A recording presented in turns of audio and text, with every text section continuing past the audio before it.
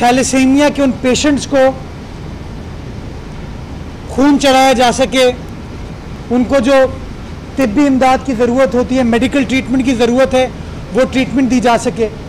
तो वो फैसला जो आज से 3 साल पहले सिंध हुकूमत ने और इस फाउंडेशन ने, इस ट्रस्ट ने किया था, आज अल्हम्दुलिल्लाह आप देख सकते हैं कि वो ट्रस्ट बड़े एहसन अंदाज से चल रहा है और सालाना 30 मिलियन रुपए सिंध हुकूमत उस ट्रस्ट को देती है ताकि वो अखराजात अपने बेयर कर सके लोगों की ट्रीटमेंट के लिए, लोगों के हवाले से। और आज उसी ट्रीटमेंट की एक कड़ी थी कि जो थैलेसीमिया से मुतासरा अफराद हैं, जो थैलेसीमिया से मुतासरा ख़ानदान हैं, उनको माली एतबार से अपने पैरों पर खड़ा करने के लिए रोज़गार का मौका भी फराहम करना चाहिए।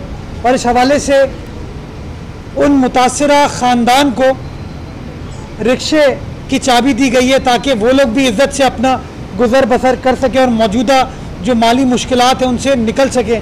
तो मैं समझता हूँ ये पब्लिक प्राइवेट पार्टनरशिप का एक बड़ा हसीन इम्तज़ाज सिंध हुकूमत का और इन फरिश्ता शिफ्ट लोगों का, जिन्होंने अपने बेटे की याद में ये मशल रोशन की, अपनी मशल की आगाही के लिए वो सिंध हुकूमत के पास पहुँचे और सिंध हुकूमत ने उनका हाथ थामा, उनकी मदद की ताकि इंसानियत की मदद की जा सके।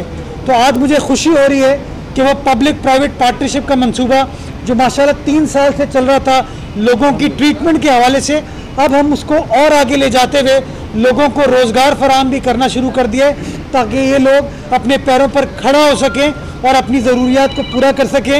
मैं तहे दिल से आपका शुक्रगुजार हूँ, आपकी टीम का शुक्रगुजार हूँ, जो लोग इतनी ईमानदारी के साथ, इतनी मेहनत के साथ इंसानियत की खिदमत कर रहे हैं। और आपको इस बात की यकीन दहानी कराता हूँ कि आपके हर अच्छे काम में, जिस तरह माजी में सिंध हुकूमत, मुराद अली शाह साहब, बिलावल भुट्टो जरदारी साहब की हुकूमत आपके साथ खड़ी रही है, इंशाअल्लाह मुस्तकबिल में भी आपके हर अच्छे काम में हम आपके साथ खड़े होंगे ताकि दुखी इंसानियत की खिदमत की जा सके और उनकी मुश्किलात में कमी लाई जा सके। बहुत शुक्रिया, जज़ाकल्लाह खैर। मीर साहब ये बताएं कि ये तो खैर का काम है, लेकिन आप क्योंकि सिंध हुकूमत के तर्जमान भी हैं, वफाकी हुकूमत की जानिब से आप पर एक बड़ा इल्ज़ाम लगाया गया है कि आप गंदम की ज़ख़ीरा अंदोज़ी कर रहे हैं, और दूसरा ये कि वज़ीर आज़म ये कह रहा है कि अगर खुफिया बैलेट पेपर के ज़रिए वोटिंग हुई तो फिर अपोजिशन वाले रोएंगे। पहले उस बात का जवाब दें, फिर रोने का जवाब दीजिए। देखिए, रो कौन रहा है ये सबको पता है, और मैं समझता हूँ पिछले 2.5 साल में पाकिस्तान की गरीब आवाम रो रही है। जो इस्तेहसाल इमरान खान साहब की हुकूमत ने पिछले 2.5 सालों में पाकिस्तान के एक आम आदमी के ऊपर बर्पा किया है, वो सबके सामने है। उसके ऊपर जितनी मजम्मत की जाए वो कम होगी। इल्ज़ामात लगाना इमरान खान साहब का काम है। मैं PTI को पाकिस्तान तहरीक इल्ज़ाम कहता हूँ, और मैं समझता हूँ कि ये हर रोज़ ये साबित करते हैं कि इनकी दिलचस्पी काम करने में नहीं है, इल्ज़ामात लगाने में। ये अपनी काबीना में बैठ के अपनी कारकर्दगी के ऊपर बात नहीं करते कि क्या उन्होंने लोगों को 1 करोड़ नौकरियाँ दे दी, नहीं दी, 50 लाख घर दे दिए, नहीं दिए, गरीब लोगों का हाथ थामा, नहीं थामा, लोग जो बीमार हैं उनकी अद्वियात को उन्होंने महंगा कर दिया, लेकिन इनको शर्म नहीं आती, सिर्फ ये बात करते हैं दूसरों के ऊपर इल्ज़ाम तराशी की। अब मैं सवाल ये उठाना चाहूँगा कि क्या इमरान खान साहब के अपने वफाकी वज़ीर फ़खर इमाम साहब ने बयान नहीं दिया था कि वो लाखों टन गंदम पंजाब में कहाँ चली गई, हमें नहीं पता? तो क्या पंजाब के अंदर बोजदार साहब की हुकूमत है या मुराद अली शाह साहब की हुकूमत है? पंजाब में जो गंदम चोरी हुई है, जिसकी निशानदेही PTI के वजीर कर रहे हैं, क्या वो चार्जशीट PTI की पंजाब हुकूमत के खिलाफ कर रहे हैं या सिंध हुकूमत के खिलाफ कर रहे हैं? मुझे इंतहाई दुख के साथ ये कहना पड़ता है, इनकी नाअहली की वजह से पंजाब की गंदम गायब हुई, इनकी नाअहली की वजह से गंदम का शॉर्टफॉल पाकिस्तान में हुआ, जिसकी वजह से गंदम का बहरान क्रिएट हुआ और एक आम आदमी को रोटी खाना भी मुश्किल हो गई। बजाय इसके ये अपनी परफॉर्मेंस को बेहतर बनाएं, बजाय इसके ये अपने हाउस को इन ऑर्डर करें, बजाय इसके ये अपने काम में बेहतरी लाएं, ये एक बार फिर टॉपिक को डाइवर्ट करने के लिए इल्ज़ामात की सियासत करते हैं। मैं समझता हूँ पाकिस्तान की आवाम के सामने इनकी इल्ज़ामात की सियासत एक्सपोज हो चुकी है। और कल आपने इस्लामाबाद में देख लिया कि ना PDM थी, ना पीपल्स पार्टी थी, ना नून लीग थी, एक आम आदमी इस हुकूमत की गलत पॉलिसीज़ के खिलाफ सरापा एहतजाज था। वो आम आदमी जिसने खान साहब से सुना था कि एहतजाज करना तुम्हारा कानूनी, आईनी, सियासी हक है, उस आम आदमी के ऊपर उन्होंने शेलिंग की, उस आम आदमी के ऊपर उन्होंने टेयर गैस फेंकी, उस आम आदमी को उन्होंने गिरफ्तार किया, उस आम आदमी को उन्होंने ज़दोखौफ किया। ये शो करता है कि इस हुकूमत ने सिर्फ एक काम किया है 2.5 साल में, और वह अवाम दुश्मनी, अवाम दुश्मनी और अवाम दुश्मनी के अलावा कोई काम नहीं किया। खातून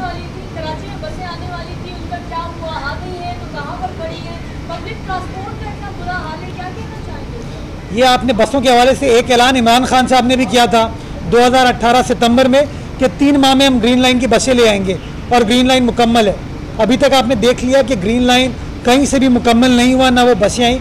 ये सारी वो लॉलीपॉप्स हैं जो कि वफाकी हुकूमत देती आई है। मैं ट्रांसपोर्ट के मामले पर माजी में भी अपनी हुकूमत की नाकामी को मैंने तस्लीम किया है। मैं कभी गलत चीज़ को डिफेंड नहीं करूँगा, और मैं समझता हूँ कि ट्रांसपोर्ट एक ऐसा शोबा है जिसके ऊपर जिस तरीके से हमें काम करने की ज़रूरत थी हम नहीं काम कर पाए, और उसकी दुश्वारियाँ कुछ थी कि वफाकी हुकूमत हमें अप्रूवल नहीं देता था, चूँकि सारे फॉरेन फंडेड प्रोजेक्ट्स हैं। कराची सर्कुलर रेलवे इल्तवा का शिकार हुआ चूँकि वफाकी हुकूमत ने सपोर्ट नहीं किया। हमारे जो रेड लाइन के, येलो लाइन के, ऑरेंज लाइन के इंटरनेशनल एग्रीमेंट से वो इल्तवा का शिकार हुए चूँकि एक्निक ने उसका फौरी तौर पर मंजूरी नहीं दी। लेकिन अच्छी खबर ये है कि उसकी मंजूरियाँ अब हो चुकी हैं, उसके जो लोन एग्रीमेंट्स थे ADB के साथ वो साइन किए जा चुके हैं, और इंशाल्लाह रेड लाइन की ग्राउंड ब्रेकिंग सिंध हुकूमत अप्रैल के एंड में या अर्ली मई में इंशाल्लाह करने जा रही है। इसकी टेंडरिंग का आगाज़ हो चुका है, टेंडर बिड जमा की जा चुकी है, कंसल्टेंट की भी और कंस्ट्रक्शन की भी। तो इंशाल्लाह इस साल के बीच में मई तक आप देखेंगे कि रेड लाइन पर काम शुरू हो जाएगा, ग्राउंड ब्रेकिंग कर दी जाएगी। जो ऑरेंज लाइन हमारी है वो भी by the time of April इंशाल्लाह कंप्लीट हो जाएगी, और उसको भी आप पब्लिक के लिए खोल दिया जाएगा। इस तरह और जो हमारे मास ट्रांजिट के मंसूबे हैं वो भी आप अमल दरामद की तरफ जा रहे हैं। लेकिन मैं एक बार फिर जोर देना चाहूँगा कि कराची सर्कुलर रेलवे नागुज़ीर है कराची के ट्रांसपोर्ट के मसाइल को हल करने के लिए, and it is about time कि वफाकी हुकूमत उसमें रोड़े नाट करे। 2016 दिसंबर से कराची सर्कुलर रेलवे की मंजूरी CPEC में दी जा चुकी है। 2017 अक्टूबर के अंदर एक्निक उसकी मंजूरी दे चुका है, लेकिन अभी तक वफाकी हुकूमत ने जिस तरह पंजाब की ऑरेंज लाइन के लिए सॉवरन गारंटी जारी की थी, उस तरीके से कराची सर्कुलर रेलवे की सॉवरन गारंटी इन्होंने इशू नहीं की है। मैं जोर देना चाहूँगा इस बात पे कि जो बातें करते हैं कम अज़ कम वो फौरी तौर पर ये सॉवरन गारंटी इशू करें, चाइनीज़ गवर्नमेंट के साथ वापस इंगेज करें, ताकि कराची सर्कुलर रेलवे को फौरी तौर पर यकीनी बनाया जा सके। इलेक्शन एक्ट में सदारती ऑर्डिनेंस लाया गया, उस पर सिंध हुकूमत का कोई कानूनी नुक्ता नज़र क्या है? क्या सिंध हुकूमत इस सिलसिले में कुछ कोर्ट से रुजू कर सकने की पोजीशन में है? देखिए, पाकिस्तान पीपल्स पार्टी ऑलरेडी अदालत का दरवाज़ा इस हवाले से खटखटा चुकी है, और सिंध हुकूमत का मौक़िफ़ मैं कुछ रोज़ कबल आपको दे चुका हूँ, और वो मौक़िफ़ बड़ा वाज़ेह है कि दुनिया भर में कानून जाने जाते हैं कानून साजी के हवाले से, वो कानून साजी जो बिल्कुल क्लियर हो। आज तक मैंने कोई कानून साजी नहीं देखी जिसके अंदर आप ऑर्डिनेंस के ज़रिए आइन को अमेंड करने की कोशिश करें। आज तक मैंने ऐसी कोई कानून साजी नहीं देखी जिसमें आप ऑर्डिनेंस में कह रहे हैं कि हाँ हम ये लॉ पास तो करें, लेकिन ये तब नाफिजुल अमल होगा जब सुप्रीम कोर्ट हमारे हक में फैसला कर देगी। आप मुझे बताइए क्या इस तरह की कानून साजी की जाती है?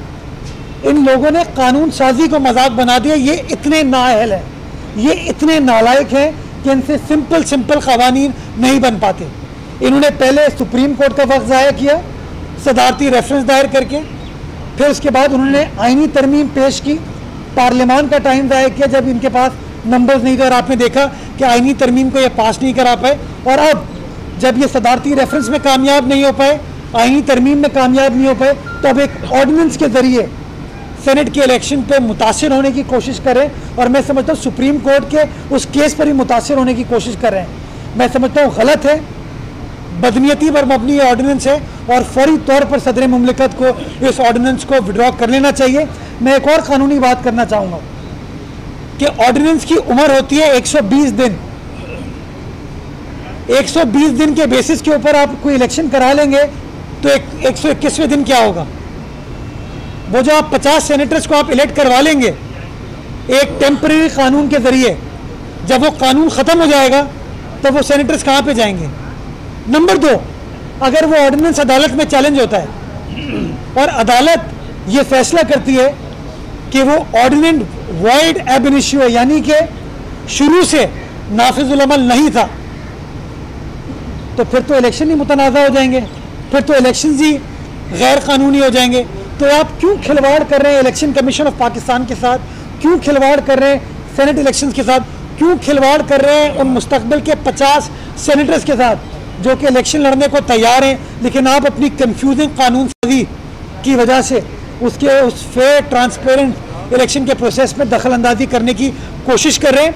मैं ये बार बार जोर देना चाहूँगा कि अगर अदालत ने इस ऑर्डिनेंस को वॉइड एब इनिशियो डिक्लेयर किया तो इन इलेक्शंस की कानूनी हैसियत ख़त्म हो जाएगी।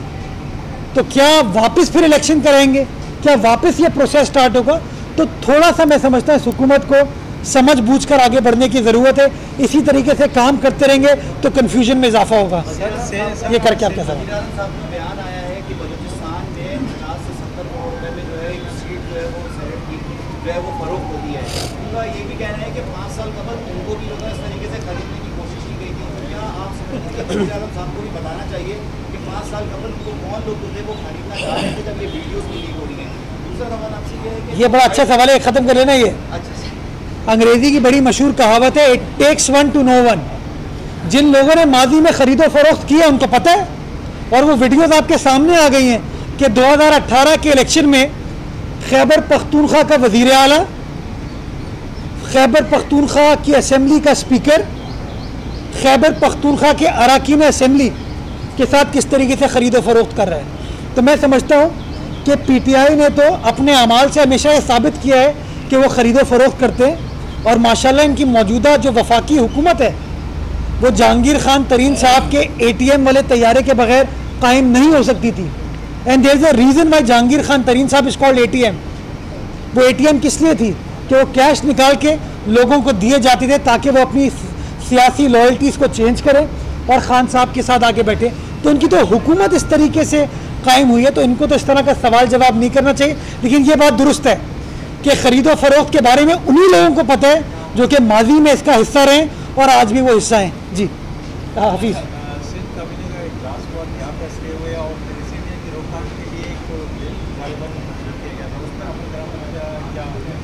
देखिए, थैलेसीमिया एक बड़ी ही ख़तरनाक मोहलिक बीमारी है जिसको निमटने के लिए हम सबको अपना किरदार अदा करने की ज़रूरत है और उन पेशेंट्स को अपनाने की ज़रूरत है, मोहब्बत के साथ, खुलूस के साथ। और इसीलिए मैंने आपको अपनी प्रेस कॉन्फ्रेंस की इब्तिदा में उस खुलूस का जिक्र किया कि सिविल सोसाइटी, प्राइवेट सेक्टर इस कदम को जब लेके आगे बढ़ा तो सिंध हुकूमत ने, वज़ीर आला ने, वज़ीर सेहत ने उनका हाथ थामा, उनकी मदद की यकीन दहानी कराई।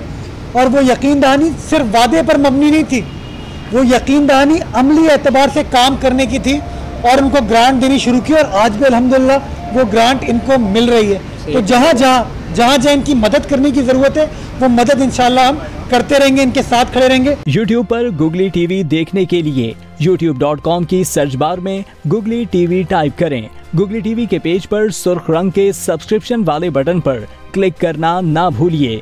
YouTube पर अपलोड होने वाली वीडियो से बाखबर रहने के लिए बेल आइकॉन पर क्लिक कीजिए। आपको हर नई आने वाली वीडियो के बारे में नोटिफिकेशन मौसूल हो जाएगा।